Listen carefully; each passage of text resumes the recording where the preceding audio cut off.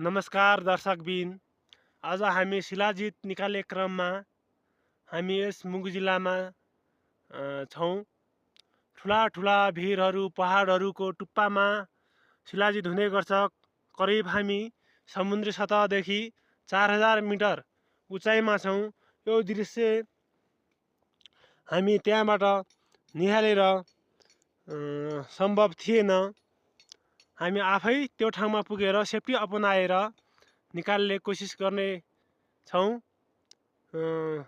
आजको प्लान हाम्रो सफल भएको छ जस्तो लागेको छ। यो समुद्री सतहदेखि 4000 मिटर उचाइमा छौँ।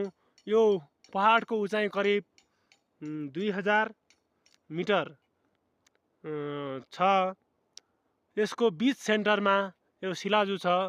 पृथ्वी स्टार्ट भएदेखि पहाड स्टार्ट भएदेखिको शिलाजु कसैले ननिकाल्न सकेको शिलाजित कालो सुन पनि भनिन्छ यसलाई। यो महँगो हुन्छ र ज्यानको जोखिम लाएर निकाल्नुपर्ने हुन्छ।